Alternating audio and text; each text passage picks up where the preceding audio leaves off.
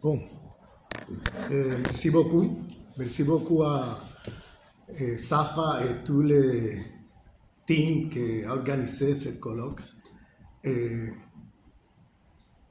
pense qu'on a besoin de colloques comme ça, plus souvent. Je vais parler en anglais parce qu'en anglais, je peux parler plus vite. En français, ça va être trop long. Donc, I want to make a very short comment about my previous speakers. Brilliant, the three presentations. You know, I love what you presented. I just want to say about your presentation that I saw feudalism there in the colonial language. That's a very Eurocentric concept because there's no feudalism outside Europe. That's an invention of the Europeans to project feudalism elsewhere when there was no feudalism outside the European feudalism, okay? So that's a very Eurocentric category, okay? Very problematic. I was surprised to sit there in the colonial language talking about Algeria. And it's reproduced by the Marxists, Eurocentric Marxists, not every Marxism, you know, but Eurocentric Marxism reproduced this thing. They see feudalism all over the world. That's a very colonial mentality. About your presentation, I saw that, you know, Islamic reformism is colonial Islam, okay? I don't have the time to develop maybe in the discussion, but that's colonial Islam, okay? And we need to go over it because it's becoming a tool of empires for a long time, okay? This Islamic reformism, okay? And about your presentation, we need to also update the concept of racism because to be able to talk about anti-Muslim racism, because part of what happened is that we, in liberal societies, there is a collapse between color racism and racism. And what happened is that there are many markers in colonial history about race and racism. And one of the markers is color. There are other markers such as religious identity, ethnic identity. There are many markers. And so we need to upgrade the concept of racism that we're using because many times we collapse it with color. And then when someone comes and say anti-Muslim racism, people are confused, what are you talking about? Isn't it about color? You know, and you know, in fact, you look at colonial history and the markers that the colonizers use is multiple. It's not just color. In the case of the Irish, for example, it's very interesting because the Irish, until I would say historically recently, okay, the British couldn't use color because the Irish were whiter than the British, okay? So what did they use? Religious identity, the Protestant and the Catholics. And through that marker, they built a hierarchy of superiority, inferiority along the line of the human, you see, which is the racist hierarchy. And so anyway, this is just food for thought. But brilliant, I love your presentation, thank you. I want to clarify, like I just begin to do, a few concepts before I continue, because we're talking about modernity, Islamophobia, several concepts there. I want to make very clear what is at least my perspective on modernity that is shared by the decolonial movement, which is that modernity is a civilization of death. It's not an emancipatory project, okay? Modernity is a civilization of death that has killed millions of human beings, okay, in the past 500 years, and that has destroyed life in planet Earth to the point that we don't know what will happen 100 years from now, you know, if there will be oxygen in the atmosphere of the planet. You know, they're destroying life in the broader sense, not only human life, but non-human life. So they're destroying the ecological life. So it's a civilization of death. That's what the European colonial expansion brought to the world. It's not emancipation. It's super exploitation. It's domination. It's destruction. It's death everywhere, okay? For the past 500 years. And I agree with Brother Aziz when he said that a lot of what we call modernity is already there in previous civilizations. They did epistemic extractivism of a lot of these concepts. Liberty, freedom, equality, you name it. They took a lot of concepts from other civilizations and make it seem as if it's naturally and originally European modern concepts. In fact, they were there in many civilizations thousands of years before, okay? Democracy, all these concepts were already there. They just kidnapped the concepts and recycle them as something naturally, inherently European, and the rest are just inferior beings, okay?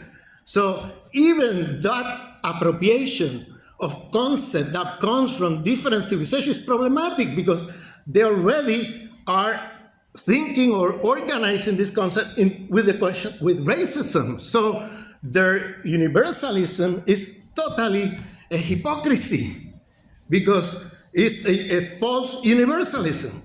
So when they talk about democracy, liberty, freedom, all these things, okay, it's just for the superior races. Inferior races are not supposed, like the sister just explained to us, we're not supposed to be included there, okay?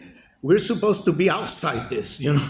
And so this is, no matter how much you try to integrate or assimilate, you'll never be incorporated as an equal within that system because the system is corrupt from day one because of racism, okay? So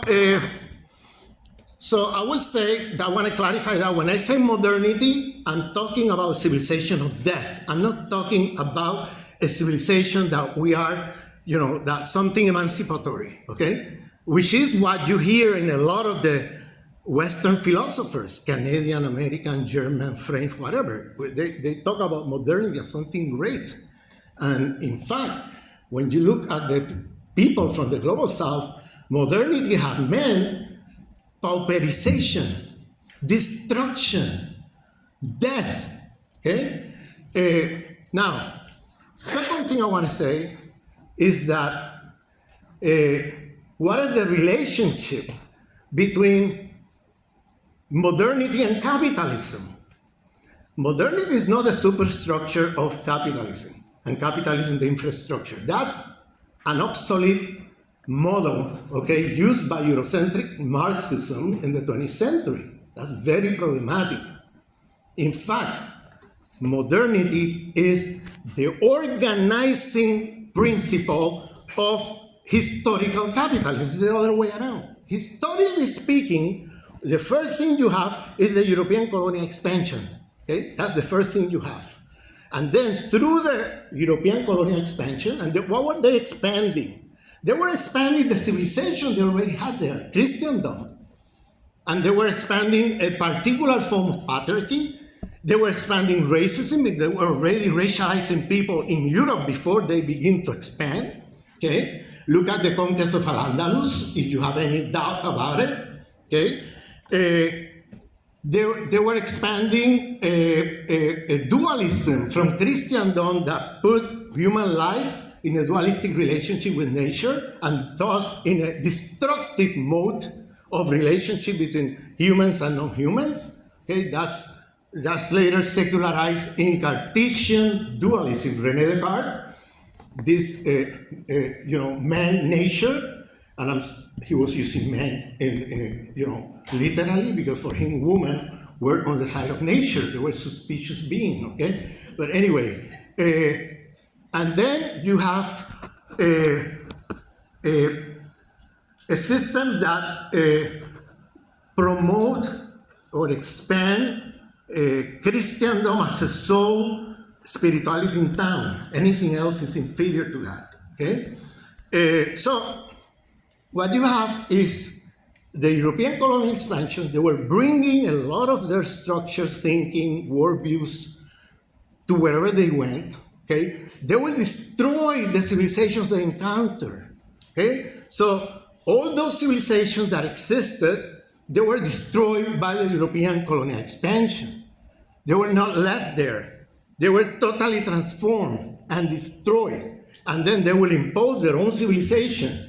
And then you have to look historically at this, because there were places in the world where you have some fusion between what was there and the new things they imposed. There were places where they just destroy everything was there and they will impose whatever they bring with them.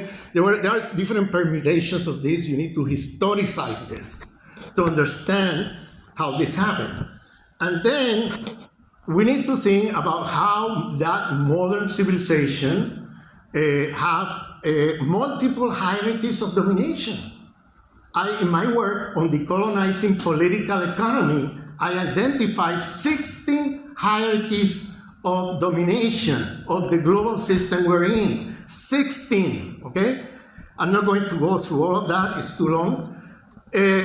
But I'm talking about a multiplicity of hierarchies of domination that they carry with them in the process of the European civilizational expansion, colonial expansion, that they will take at a global stage through this colonial expansion. They will take it everywhere, and then they will destroy whatever was there before. So we cannot talk anymore as if there was an Islamic civilization today, or a clash of civilizations, or Chinese civilization, or things like that, because all of that has been destroyed through the European colonial expansion. There's nothing there that you can claim that this is a civilization that was untouched by Europe and modernity, and therefore is there intact somewhere, in space, in planet Earth. That's over. So we were all touched by this, and the majority of the population of the world were touched by this in a destructive way. People were colonized. People were super exploited, tortured, killed, you name it, okay?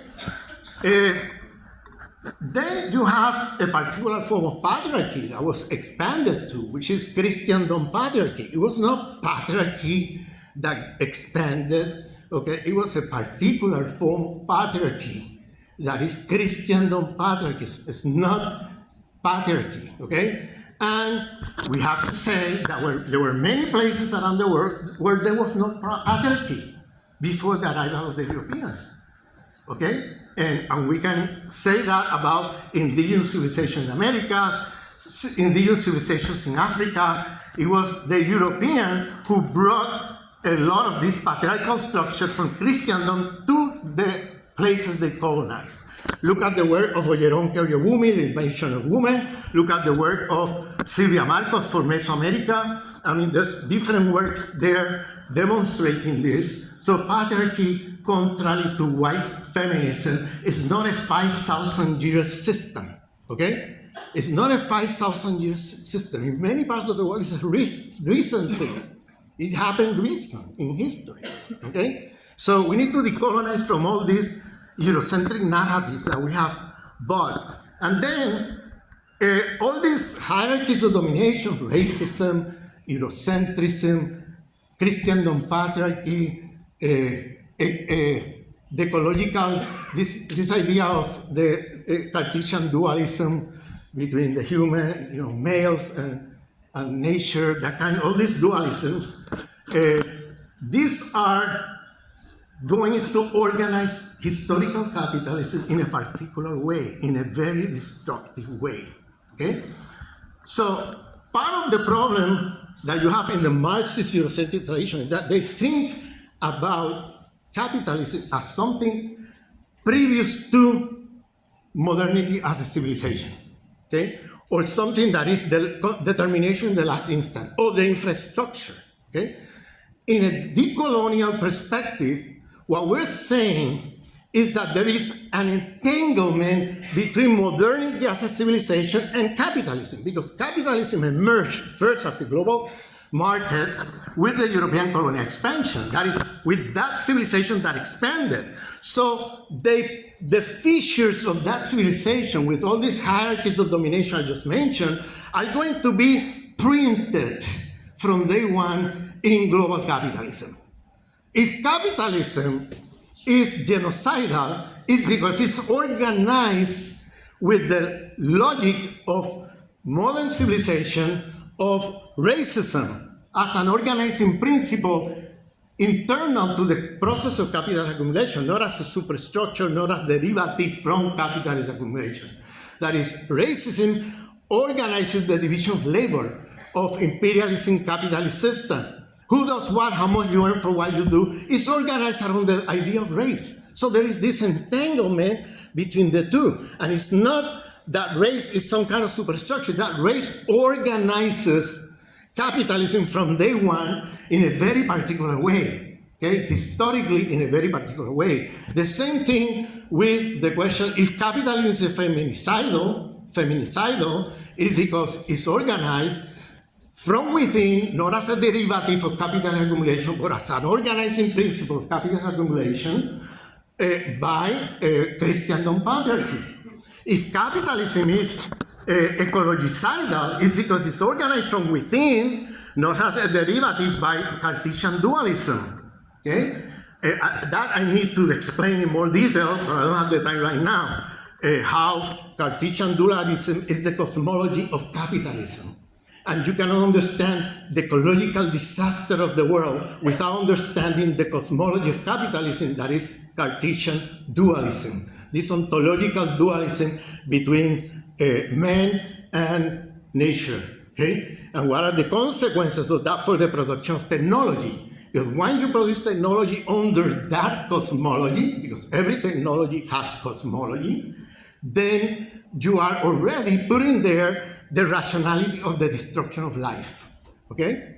That's what happened. You are producing technology destructive of life because you have thought this stupid idea that the human life is ontologically here and the other forms of life over there, ontologically, dualistically separated, and so you don't have to think about reproducing the ecological life around you because human life will continue reproducing itself, insulated from that environment, from that ecology. You see, it's a stupid idea.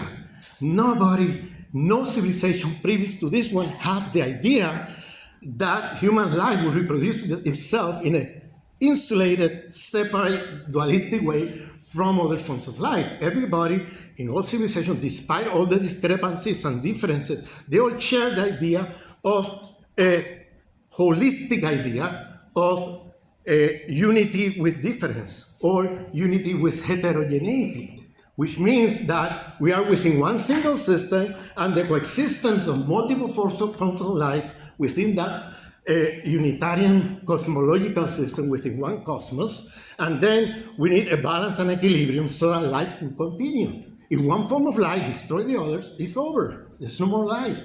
And what happened in the last 500 years is that, and this is why I refuse to use the term Anthropozen, because they claim that the problem, the roots of Anthropozen, is in the 17th century, which I agree, is in the 17th century, the moment that the scientists claim that human life entered into a cycle of reproduction of life in a destructive way. But look, what was going on in the 17th century? It was Cartesian dualism, it was the European colonial expansion, it was all of these things, okay?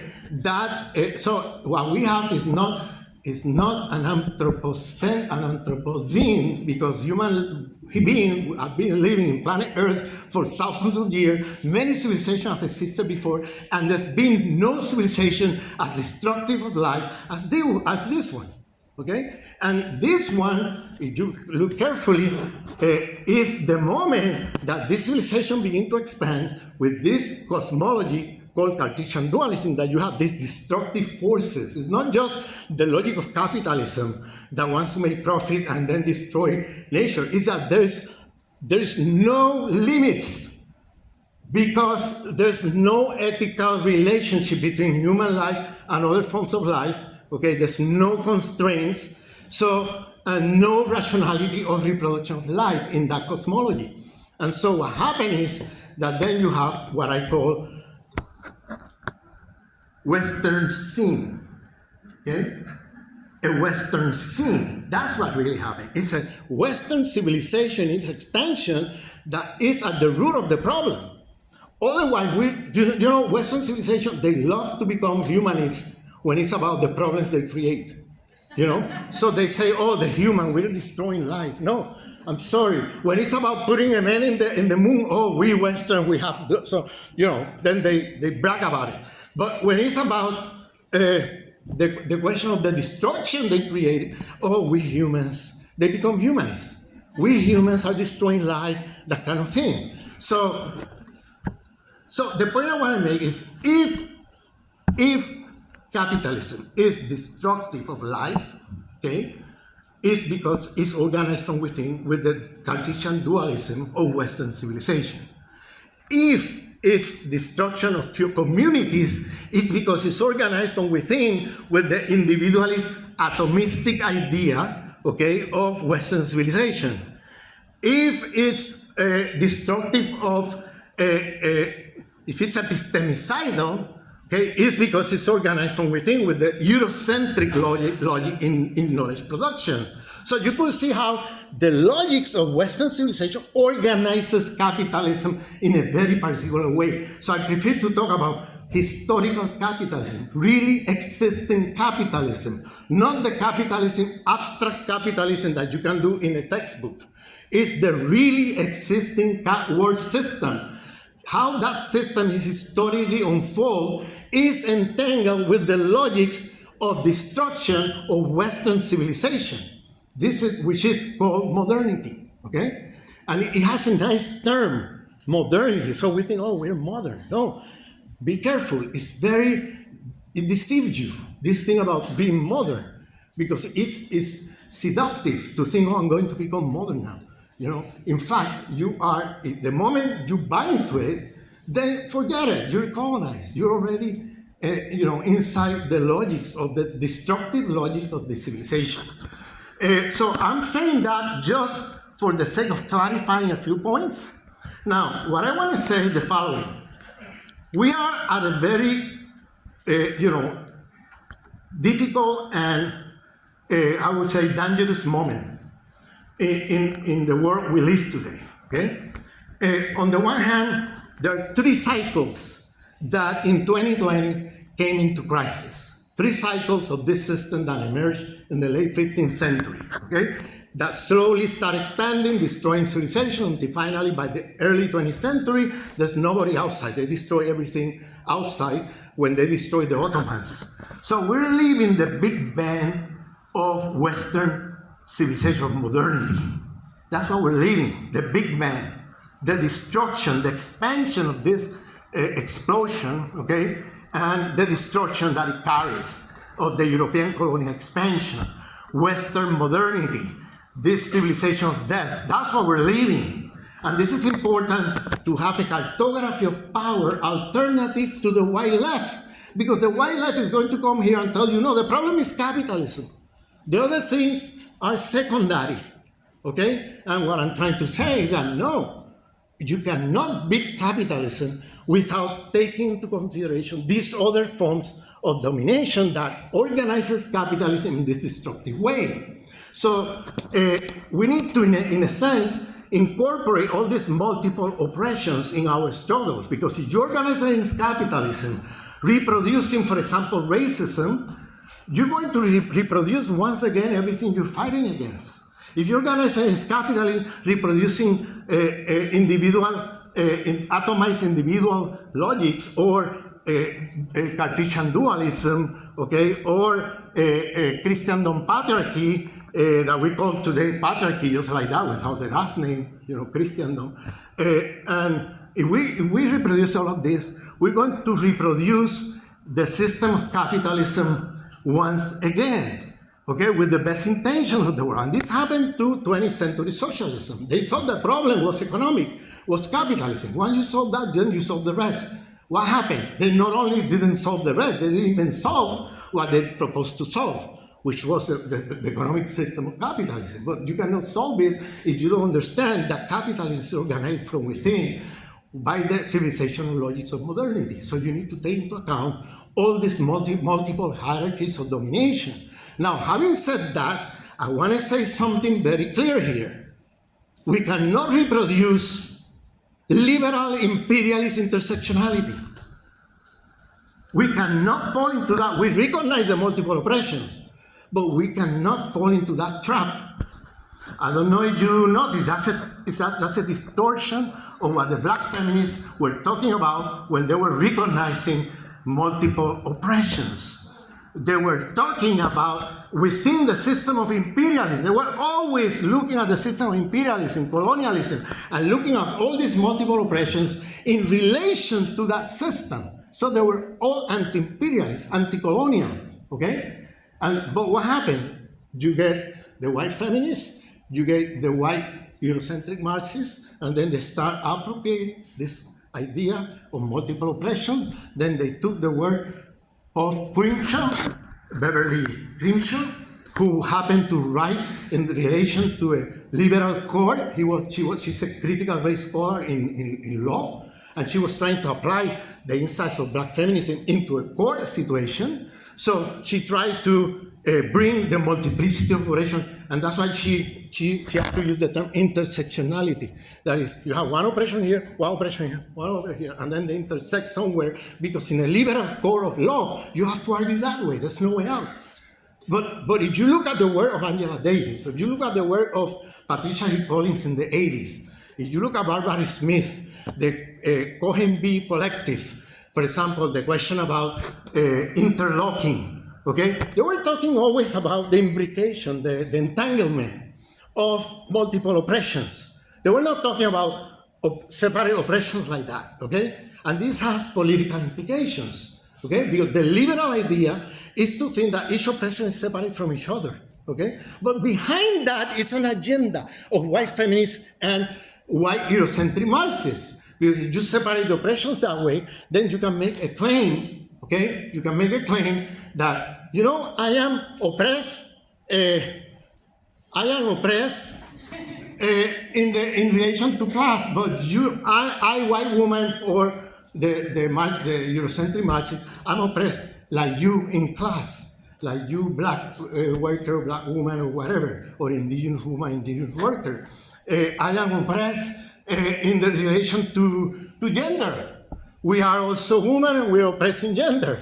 I'm oppressed, so I try to level down the multiple oppressions. And then the only thing we are different is that you are, it's in the question of race. And the rest, we are in the same place. No, if you entangle the oppressions, okay, if you entangle the oppressions, a black worker do not earn the same salary nor have the same working conditions as a white worker, okay? A black woman doesn't have the same working conditions, the same salary as a white woman, you know, and so on. So you have, they're trying to flatten down oppressions in this way, and that's why they make this kind of argument. But it has political implications, because the moment you do that, you fall into 20th century socialism and think that you're going to change the system, okay, by just changing the economy or just changing one aspect. In fact, we need to address all of this, but within creating coalitions that goes against the imperialist system. Because the imperialist system is what materializes, okay, all the multiple oppression. It's the imperialist system that produces and materializes the multiple oppressions, okay? If you don't understand that, then you fall into, you go to any US embassy in Latin America today, and you will see there the imperialist intersectionality. And they are asking for funding for example, ecological groups, or feminist groups, or even anti-racist group, or even anti-capitalist group, as long as you're not anti-imperialist, as long as you are fighting for crumbs within the system, and as long as you take your struggle in your corner, you know, and you don't build coalitions like the black feminists always invite us. Let's build coalitions to fight the system. They were always going to a corner, and as long as you do that, they fund you, okay? And they fund you for a strategic reason. Look at the coup d'etat against Evo Morales in 2019. Evo Morales, the indigenous president of Bolivia. There was a coup d'etat. What did they do?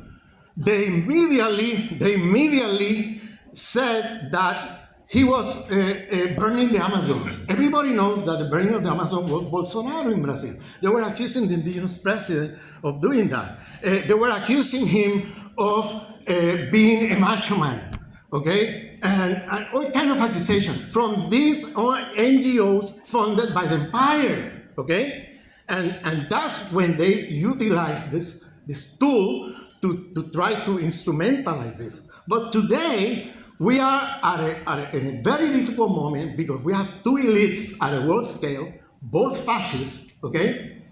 The way of westernized elites. On the one hand, you have the old traditional fascists from that goes back to 20th century, Trump, Marine Le Pen, and so on. On the other hand, you have the new fascists, Davos, the project of Davos, these financial elites who are now building dystopias, okay? And you can get confused very easily because they are claiming that there is a problem of ecological problem in the planet. The other ones are negationists. They say there's no ecological problem. They're all fascists. But these ones are saying, oh, there's an ecological problem. Oh, how do you solve it? That's where you see the fascism and the right wing. I'll ask you to conclude. Sorry. Yeah, that's where you see the fascism. That's where you see the fascism and the right wing position of Davos. What is the answer? There are too many human beings in planet Earth. There are 8 billion human beings, and we need to reduce them to 2 billion. 6 billion are extra. We need to get rid of them. That's where you see the genocidal project in the Davos financial elites. And on the other side, they're negationists. They believe in a one government thing. Eliminate all nation states around the world and let's take one government. That will be a world government using new technologies. Okay? And these new technologies are used precisely to create a world government, eliminate all the nation states so they have a better control over people. Then they have the transhumanism. They will put a chip in your head, robotize, make you a robot, okay? And then turn you into a robot. That's why they call it transhumanism. So when you look at the project they're proposing, it's really scary, okay? And this is not something that they are thinking about. They're already doing it as we talk. They're very fast, very advanced into this. So these are two fascist tendencies among the elites of the West that we need to pay attention because they are in, and Israel and Zionism is at the center of both fascism because they fund them. The laboratory, Palestine and Gaza is a laboratory. They're using artificial intelligence in the extermination of human beings. If you think that's far away, have nothing to do with you, open your eyes because it's coming for the whole world, okay? Thank you. Que cette tendance arrive et va s'en prendre au monde entier. Merci. Yeah, the term, thank you, the term Merci. Oui, le mot islamisme est très problématique parce que c'est un amalgame de plusieurs choses qui n'ont rien à voir les unes avec les autres. Par exemple, nous avons l'islamisme, l'islam de domination, il y a l'islam de la libération. Il y a tout un mouvement qui se base là-dessus. Il y a l'islam de la domination, l'islam de la résistance. Donc, ce qui arrive, c'est qu'on prend tout ça et on le met dans une seule soupe. Et c'est fait. Et ça, c'est fait pour créer la confusion, particulièrement chez les Occidentaux et les personnes blanches. Ça donne l'impression que tout est homogène, que Hamas, Daesh, Al-Qaïda, l'Hezbollah, tout ça, c'est la même chose. Donc, et donc, les gens ne sont pas en mesure de faire la distinction et tombent dans le piège.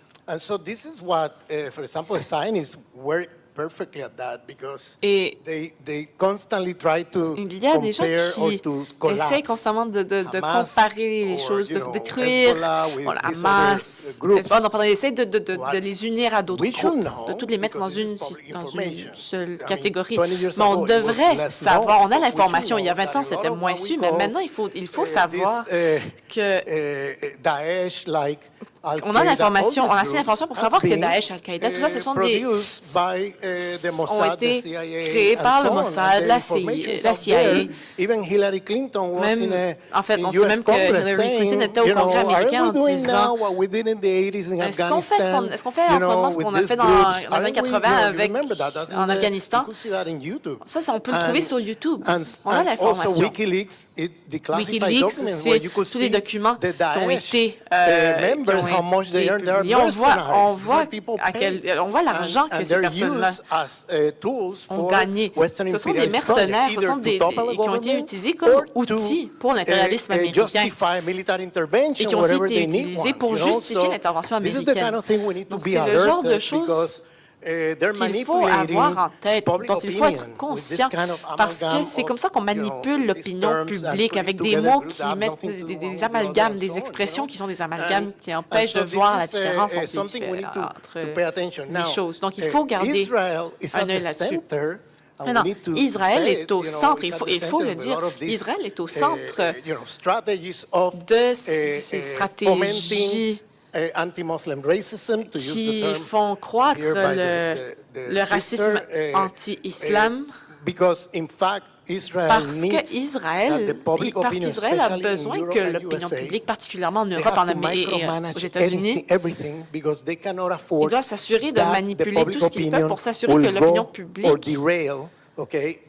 soit en leur faveur, en sa faveur. Il faut qu'ils gardent la même trame, la même histoire. Il faut que les gens soient du côté des sionistes. Et c'est pour ça qu'Israël contrôle tout. Même les informations qui ne sont pas importantes, même les choses qui ne sont pas importantes, financent différentes choses, interviennent.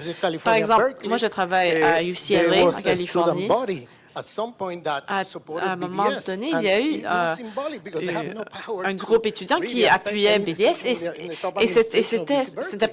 groupe-là n'avait pas un véritable impact. Mais aux élections d'après, l'EPAC est arrivé avec des millions de dollars pour financer une plateforme pour s'assurer qu'il y ait des étudiants qui puissent contrer ce groupe-là pour contrer la décision